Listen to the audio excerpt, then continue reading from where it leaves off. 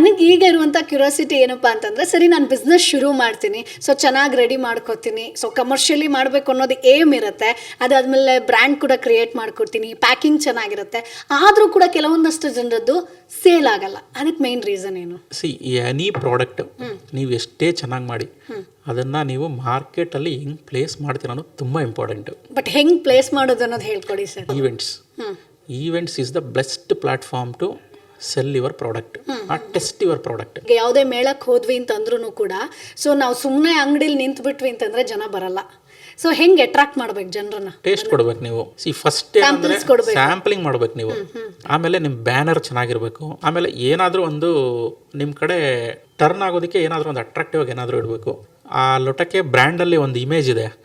ಒಂದು ಮಗು ಈ ಥರ ಒಂದು ಲೋಟಕ್ಕೆ ಒಂದು ಕೈ ಈ ಥರ ಮಾಡೋದಿದೆ. ಸೊ ಅದನ್ನ ಇಟ್ಟಾಗ ಅದೇನೋ ಒಂದು ಕ್ಯೂರಿಯಾಸಿಟಿ ಆ ಕಡೆ ತಳ್ಳುತ್ತೆ. ಬಂದು ಕೇಳ್ತಾರೆ, ಸರ್ ಏನು ಸರ್ ಇದು ಅಂತ ಕೇಳ್ತಾರೆ.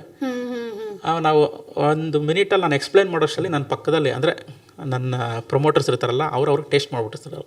ಸೊ ಅವ್ರಿಗೆ ಇಷ್ಟ ಆಗೋಗ್ಬಿಡುತ್ತೆ. ಇಷ್ಟ ಆದರೆ ತಗೊತಾರೆ. ಓಕೆ. ಆ್ಯಂಡ್ ಕಮ್ಯುನಿಕೇಷನು ತುಂಬ ಇಂಪಾರ್ಟೆಂಟ್ ಅನ್ಕೋತೀನಿ. ನಾವು ರೂಡಲ್ಲಿ ಮಾತಾಡೋದಾಗಿರ್ಬೋದು, ಅಥವಾ ತಗೊಂಡ್ರೆ ತಗೊಳ್ಳಿ, ಬಿಟ್ಟರೆ ಬಿಡಿ. ಸೊ ಆ ಕಮ್ಯುನಿಕೇಷನು ನಮ್ಮ ಬಿಸ್ನೆಸ್ಸಿಗೆ ಪ್ರಾಬ್ಲಮ್ ಆಗುತ್ತೆ. ಹೌದೌದು, ಖಂಡಿತ.